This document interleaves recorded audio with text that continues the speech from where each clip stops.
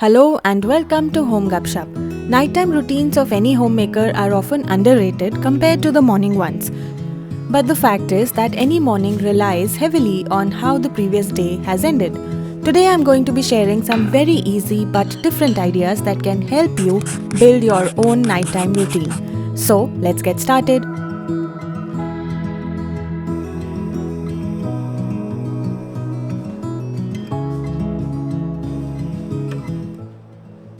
If you can figure out 2 to 3 chores that you think you almost always forget to do because they don't seem important enough during the day, but at the same time they irritate you if not done, then make a list of 2 or 3 such things or maybe more and dedicate your night time for them. This will get your night time kick-started with a bang.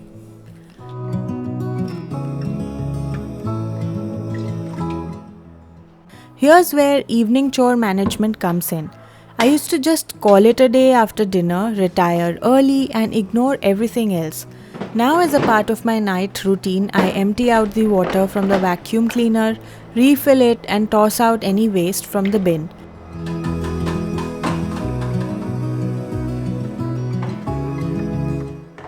For me, my nighttime routine isn't just a routine, it's this little window of time that I used to waste or fill with random stuff, honestly. I never sat down and planned it all out. So this thing kind of evolved little by little as I noticed what wasn't working. I've got about 5 things on my mental checklist that I quickly do every night. Since I do them on autopilot now, they don't even feel like chores anymore. Here's what's on my list. Refill the vacuum cleaner with fresh water. Top up the water filter. Entryway tidy up. Clear incense stick ashes. Light my favorite nighttime candles. Pick yours. Pick any 3 to 5 things. Nothing complicated, just practical stuff you won't hate doing when you're tired.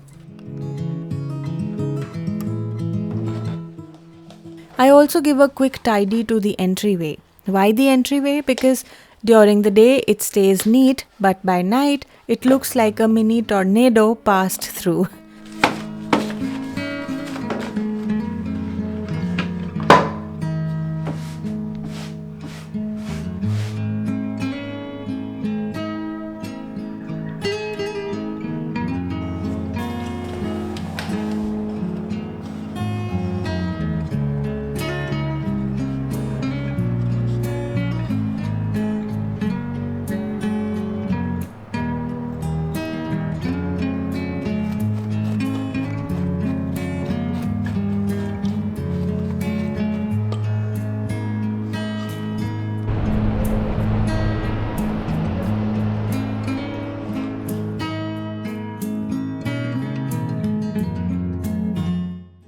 Over the years, I've found that setting aside a dim light hour in the evening is my own special way to unwind. So as the sun goes down, I switch off the main ceiling lights and all those bright overheads, and instead I bring out softer, dimmer lamps that just fill the space with a calm, cozy glow. You don't have to pause everything or even sit down to meditate. Just spending an hour in this soft light setting makes you relaxed. Here's what I love most. I've added this super modern, minimalist Govee tree floor lamp right next to my sofa, surrounded by a few leafy plants that I'm gonna add just now. Honestly, this lamp is a total game changer. It's flexible, it's smart, and looks beautiful in any corner. Here's why I am obsessed with it. The arms can swivel 350 degrees horizontally and 90 degrees vertically. And the lamp heads can tilt anywhere from 30 to 90 degrees. Okay, let me put it in simple words. It means that I can sit down here and use it for reading, but at the same time, it acts as a beautiful spotlight for my paintings and a focus light on the plants, all in one. If you love playing with ambience, this lamp is honestly made for you. It supports 16 million colors with all those soft, low saturation tones that are so soothing at night. My favorite thing is the smart features. Thanks to its Lumi blend technology, I get to pick from 64 different preset modes. Yeah, that's how many you get. Lately I've been loving the sunset preset. It gives off the most gorgeous warm colors. I've set a timer on the app so the lamp switches on by itself every evening at around 7. It's like a gentle reminder to dim the other lights and start my night routine.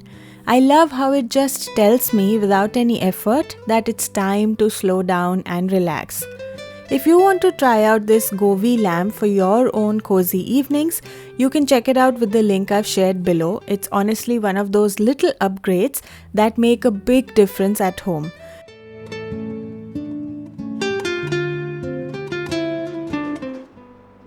Usually I'll settle in here for at least 10 minutes with a book, and I always light an incense stick at the same time.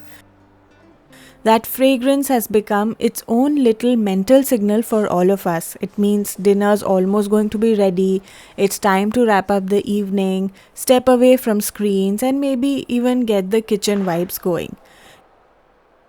You'll start to notice you actually look forward to your nights, soft lights, soothing scents, and those moments when the whole family comes together. So here's a little thing I started doing that makes a big difference. I always keep a bottle of water and a diary with a pen close by all day long. It might sound like a lot, but honestly, that's the fun of running your own home. You get to make the rules. I use the diary in the evening to jot down my to-dos for tomorrow or the next day and tick off whatever I manage to get done. The water bottle, that's just so I actually remember to stay hydrated while I'm running around. Around this time, I also check my meal plan and get a few little things prepped. For me, these are my top 3 productivity boosters. Pick whatever works for you. Writing down the next day's tasks nice and clear, checking off all the work that's already been done, and also checking the meal plan and doing a little veggie prep related to that. Doing these tiny things at night really helps me keep my mornings smooth. I don't have to stress about skipping my workout or making breakfast last minute. Lately, I spend just 10 minutes getting ready for breakfast the next day. Like tonight, I'm prepping for a simple sambar recipe that I'm going to be making the next day. And for that, I'm chopping whatever veggies I have available at home, like carrots, capsicums. Sometimes I also like to add a lot of zucchini, but I don't have that at the moment, along with onion, potatoes. A pro tip here is that if you're chopping potatoes in advance, make sure to put them in water in the fridge and not just like that, because then they turn darker or black in color.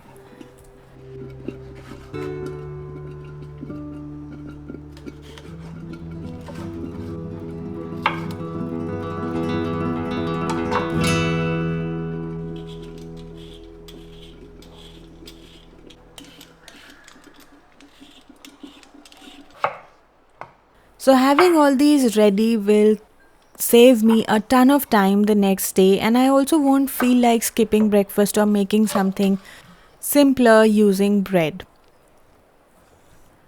If you've got kids at home who go to school every morning, you probably already do this or some version of this at home preparing for next day. But even if your mornings aren't super scheduled, a little prep the night before means you won't end up skipping the important stuff like I just mentioned. You get to start the day peaceful even if it's not slow. It's a lot less chaotic.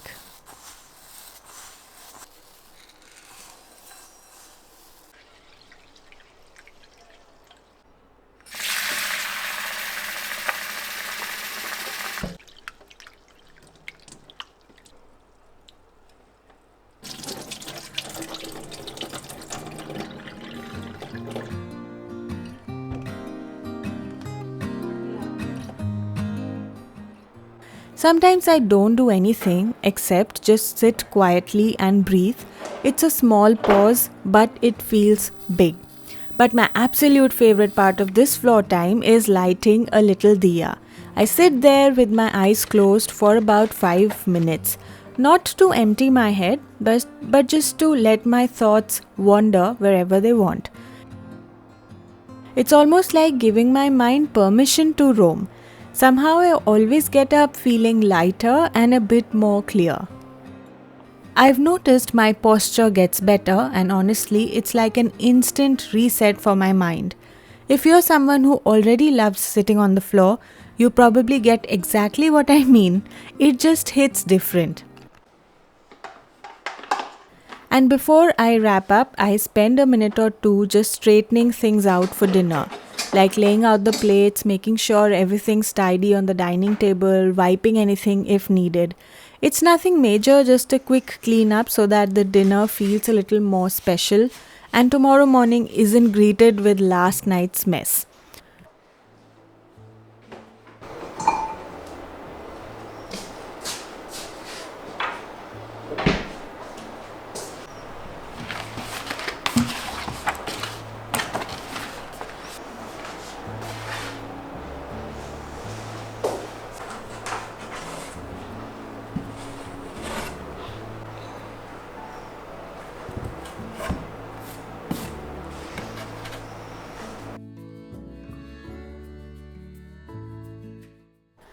What I forgot to mention is when or how my evening or nighttime routine starts. It usually gets started right after I come back from my evening walk, so that is a cue for me. The moment I step back inside, I kick things off with those evening chores we talked about earlier, the first point.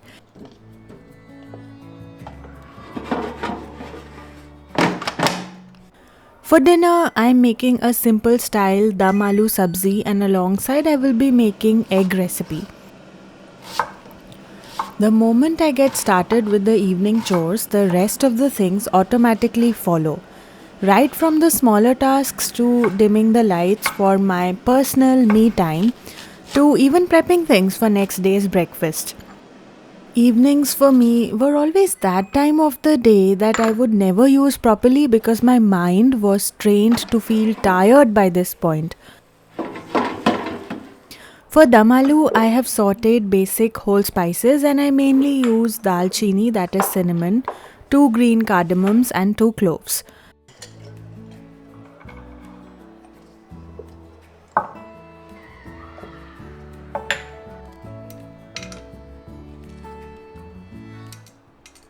Along with roughly chopped onions and tomatoes, and I'm going to let them cook well till they soften.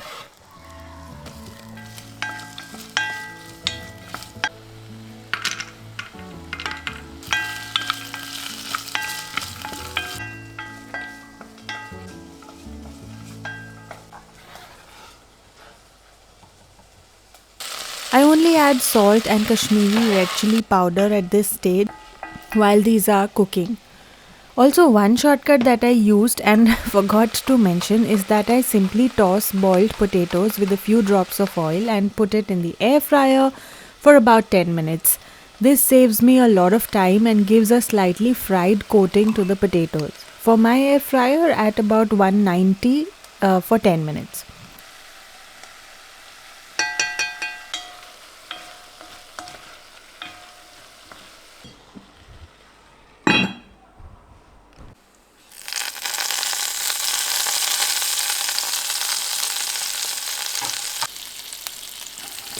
Egg burji used to be my dad's special, and back home, this was one recipe that was just his thing.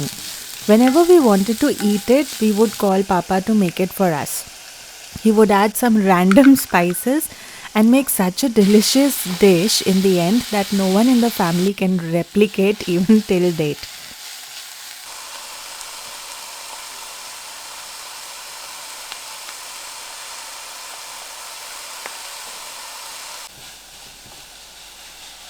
Today I have simply sauteed onion, tomatoes with some cumin and oil, and to that we will be adding some quickly whipped eggs.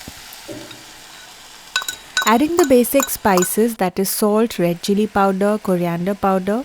Coriander powder is optional. Coriander, however, I think is a must, and if you don't mind the flavor, then consider adding it for sure.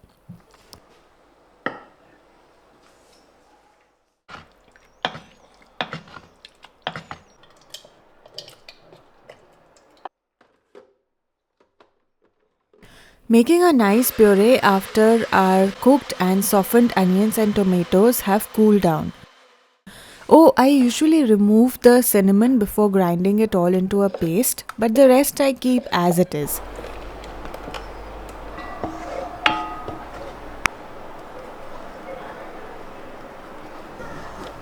To this puree, I'll be adding salt, a pinch of turmeric powder, and kitchen king masala. So, since I'm adding this masala, I'm not going to be adding anything else. This recipe can be made super quickly because of the air frying part that I spoke about earlier.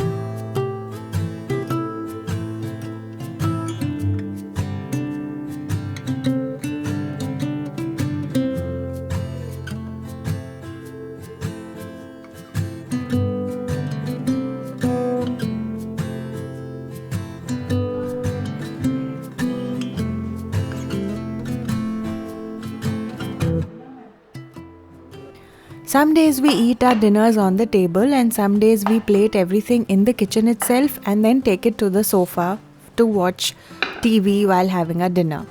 We realized going to the sofa meant getting into that lazy mode, and hence winding up of the kitchen would get delayed.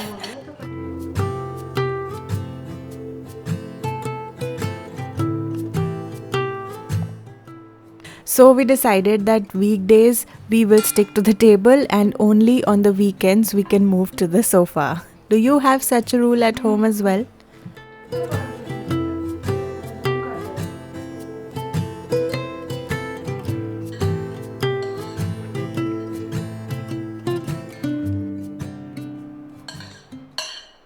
Honestly, we end up loading the dishwasher throughout the day. So by the time dinner's over, there really aren't that many dishes left. It doesn't feel like a big task. We actually take turns doing it. It's not just on me. The other day, I saw this reel about couples and how, in every pair, one person is super organized when it comes to loading the dishwasher. Like, every bowl has a designated spot, every lid is perfectly placed. And then there's the other one who's just kinda winging it. I burst out laughing looking at the reel because, yeah, I'm totally that second person. This is probably the one area where I am the least organized.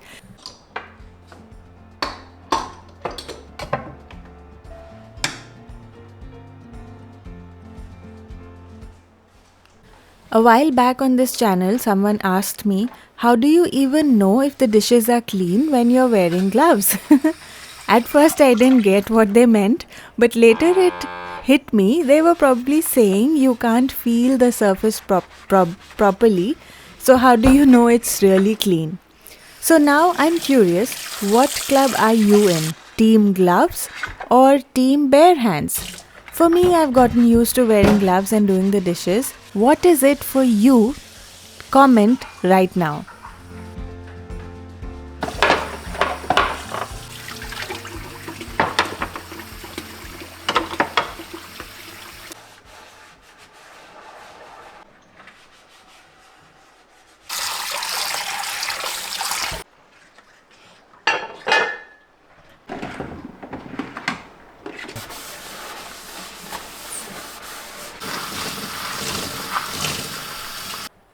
One thing I never forget to do now, right after wiping down the countertop, is to soak the nuts and putting some milk to boil right after that. That kind of marks the end of our day. After that, I know I can wash up and finally wind down for the night. Setting up for the next morning really is a game changer, especially if you want to stick to your morning workout. For me, the little things help. So leaving my yoga mat out in the living room, I do that so that it's there. putting my walking shoes by the door, and hanging a pair of walking pants or yoga pants in the washroom. On those days when I'm feeling lazy or thinking about skipping my workout, these things are staring right at me like a quiet nudge, reminding me that it'll only take a few minutes to get started.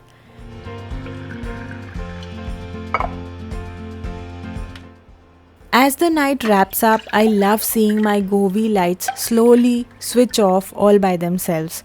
It's such a nice signal that the day is truly over. If you're interested in this minimalist but super functional lamp, you can find the link in the description box. Thank you so much for sticking around till the end. It really means a lot to me. See you all next week.